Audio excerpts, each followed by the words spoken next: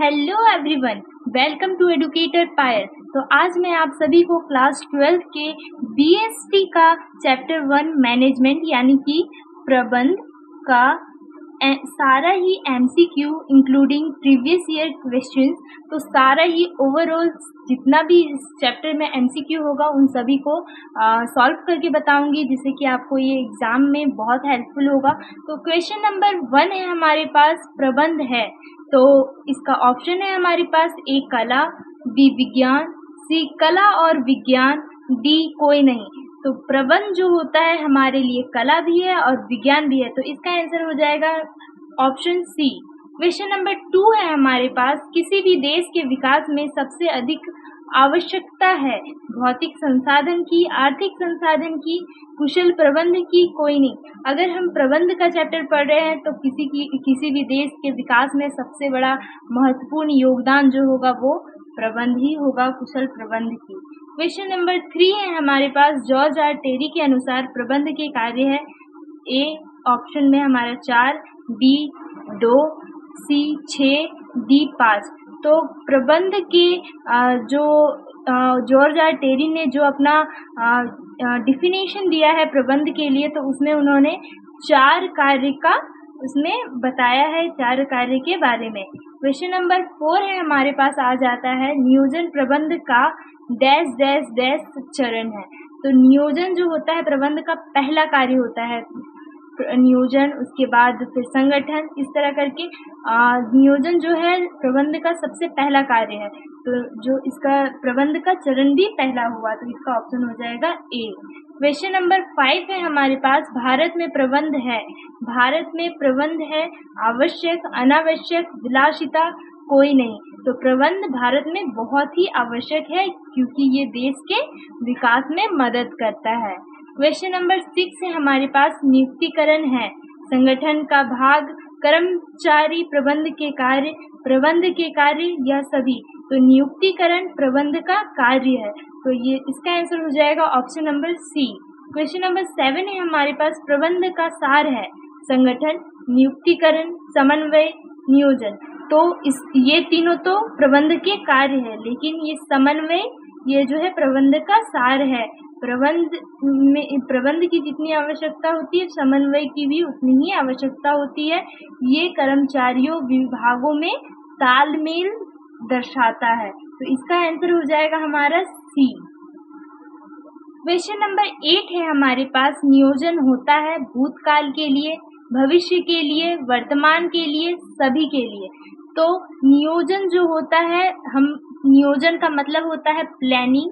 तो प्लानिंग हम कभी भी करते हैं तो वो हम भविष्य के लिए करते हैं, यानी कि फ्यूचर, अपने फ्यूचर के लिए करते हैं कि किस तरीके से हम आगे अपने कंपनी या जो भी है प्लानिंग यानी नियोजन की ज़रूरत हमें हर क्षेत्र में होती है, चाहे वो खेल हो, चाहे पढ़ाई हो, चाहे कुछ भी हो।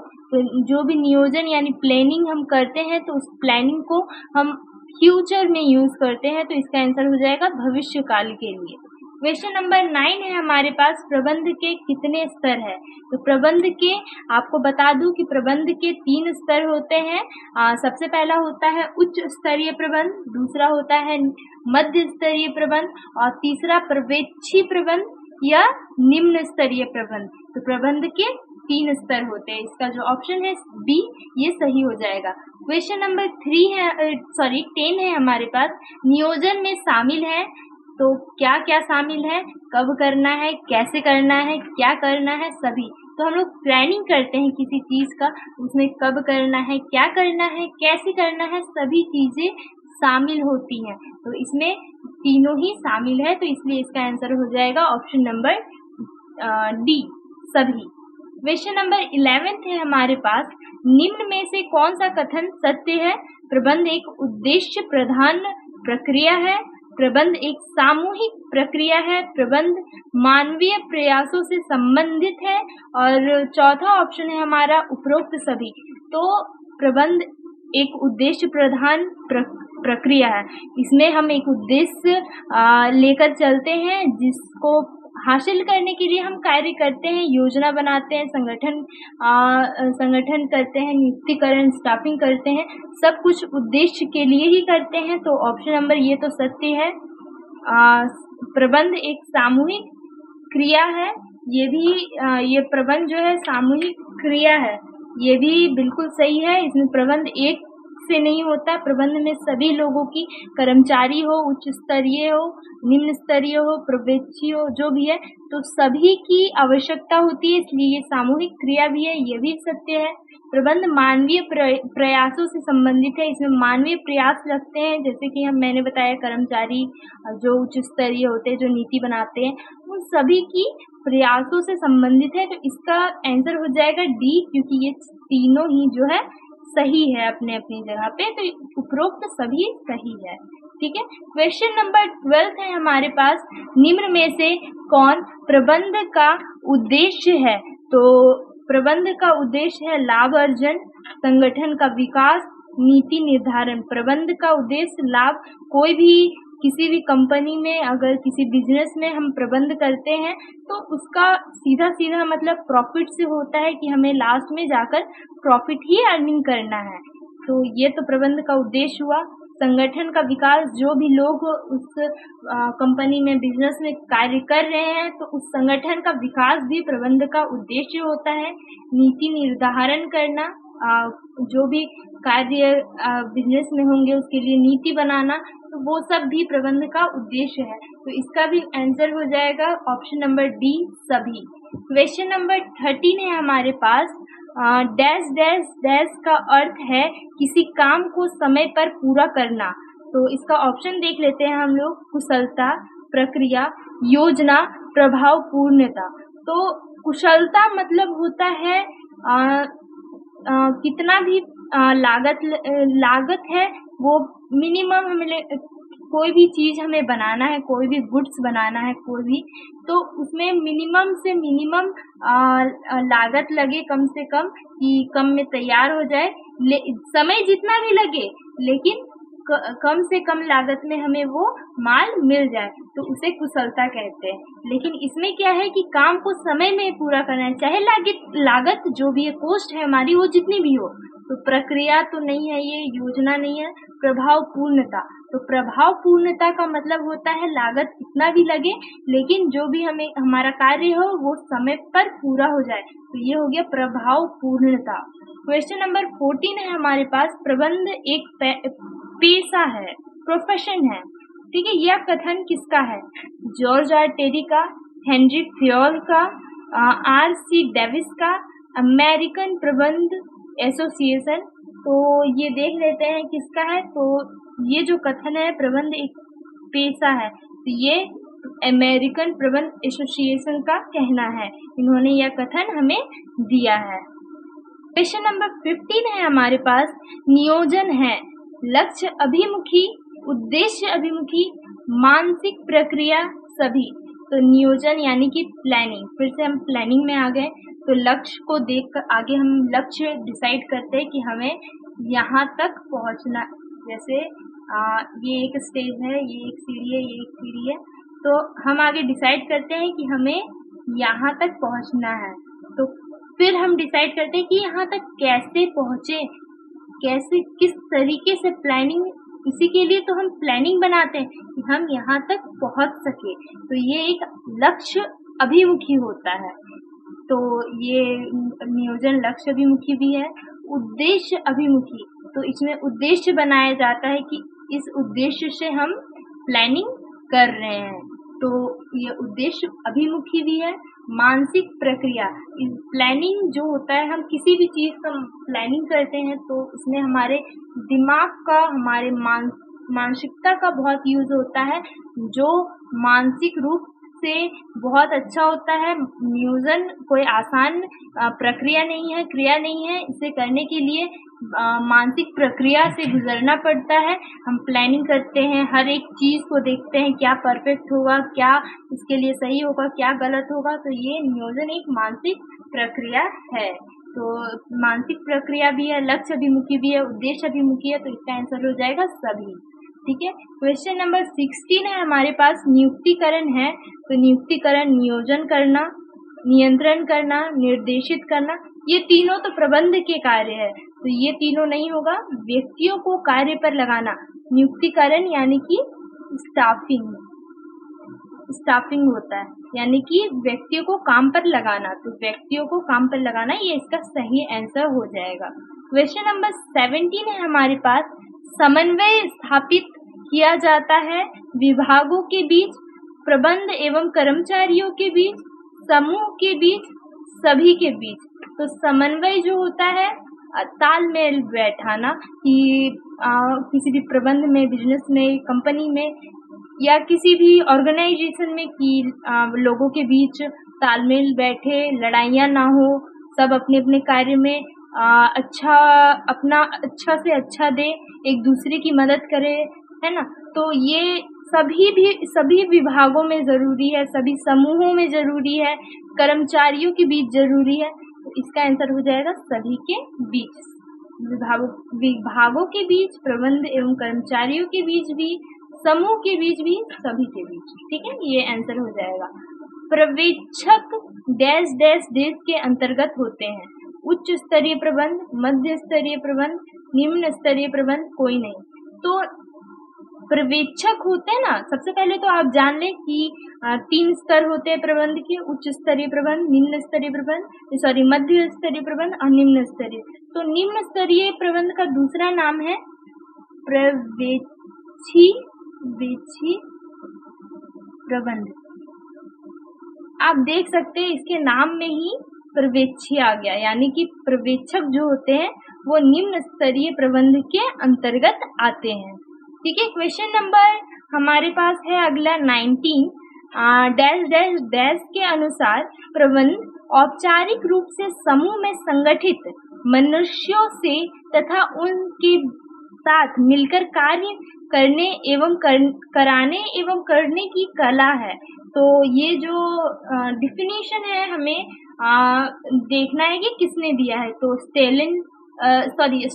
Stanley, Vance, Koontz O'Donnell, Henri Fayol, Peter F Drucker. तो ये हमारा जो दिया गया है, ये डेफिनेशन ये दिया गया है फुट्स ओडोनेल के अनुसार।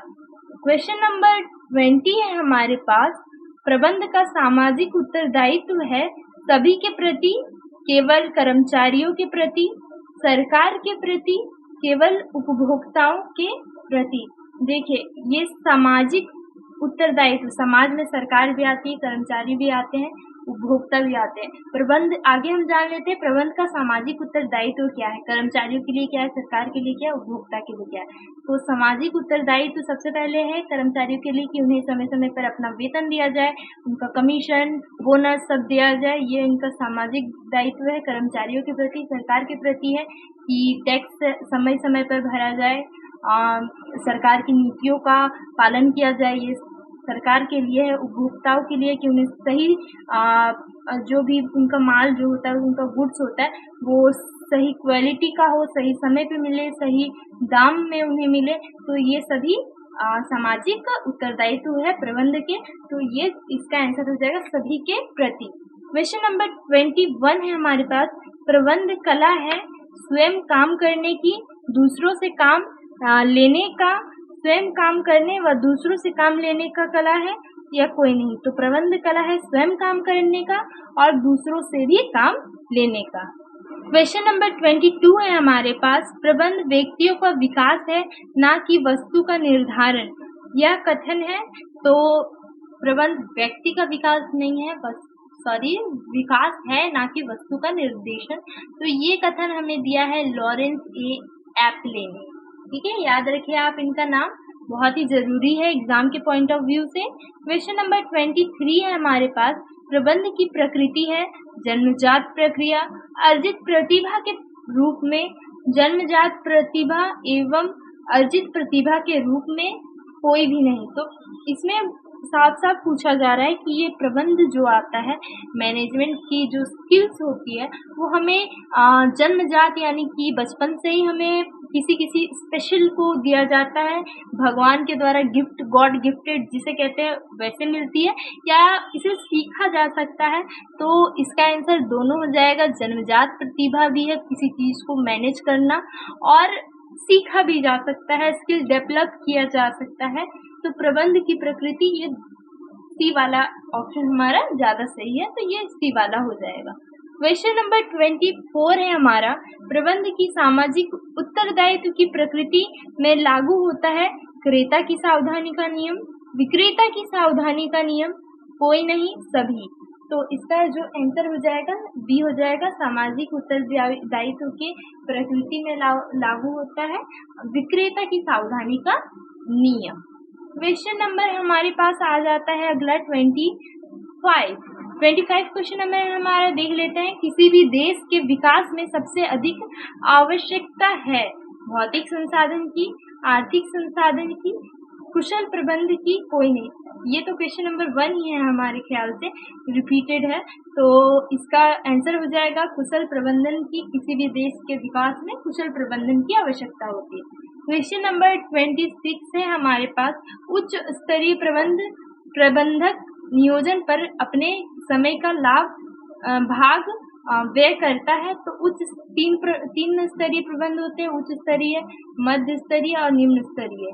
ठीक है, तो उच्च स्तरीय प्रबंधक जो है वो नियोजन में अपना 35% समय का भाग देते हैं। ठीक है, क्वेश्चन नंबर 27 है हमारे पास, प्रबंध उत्तरदायित्व का हस्तांतरण है क्योंकि इसमें डैश सम्मिलित है। तो प्रबंध उत्तरदायित्व यानी कि अपने रेस्पॉन्सिबिलिटी का हस्तांतरण है, यानी कि हम अपने कार्यों को किसी और के ऊपर ट्रांसफर कर देते हैं, किसी और को दे देते हैं। तो इसमें कौन सम्मिलित है? मुद्रा, मशीन, मनुष्य, सामग्री। तो इसका आंसर हो जाएगा मशीन, कि हम अपना कार्य जो है मशीनों के द्वारा कर रहे हैं, अपनी रेस्पॉन्सिबिलिटी मशीनों पे ज्यादा दे रहे हैं। ठीक है, क्वेश्चन नंबर 28 है हमारे पास, प्रबंध का कर्मचारियों को सर्वाधिक प्रेरणा देने वाला कार्य है। तो प्रबंध का वह कार्य जो कर्मचारी को सर्वाधिक प्रेरणा देता है, कि आप प्रेरणा यानी बोनस, वेतन, ये सब से ताल्लुक रखता है। तो ये हो गया अभिप्रेरण, इसका आंसर हो जाएगा अभिप्रेरण। प्रेरणा से मैचिंग है, तो आप ऐसे भी समझ सकते हैं।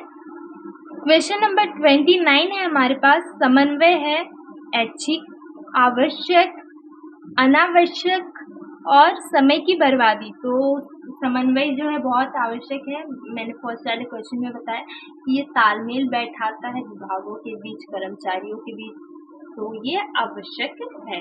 क्वेश्चन नंबर 30 है हमारे पास, कौन सा कार्य प्रबंध का कार्य नहीं है? नियोजन, नियुक्तिकरण, सहयोग, नियंत्रण। तो सबसे पहले तो कार्य आपको लिखवा ही देती हूँ, नियोजन, नियुक्तिकरण, नियोजन के बाद संगठन, नियुक्तिकरण,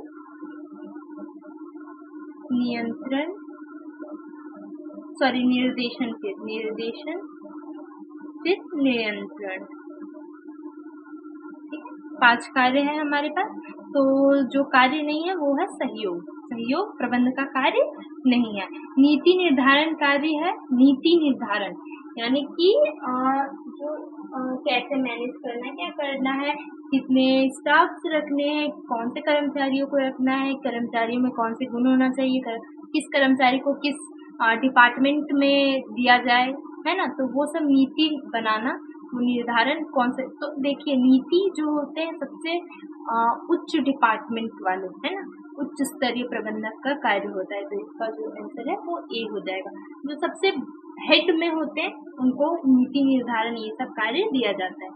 क्वेश्चन नंबर 32 है हमारे पास, समन्वय है, प्रबंध का कार्य है, प्रबंध का सार है, प्रबंध का उद्देश्य है, कोई नहीं। तो समन्वय प्रबंध का सार है, तो इसका आंसर हो जाएगा क्वेश्चन नंबर डी।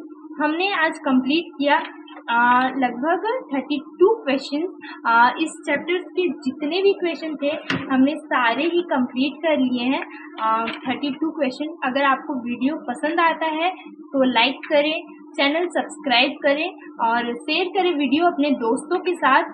कमेंट करें आपको जिस भी क्वेश्चन में डाउट हो या अगर आपको कोई क्वेश्चन में डाउट हो तो आप मुझे इंस्टाग्राम कर सकते हैं मैसेज, और ऐसे ही साथ बने रहें, आगे और भी क्वेश्चन करेंगे।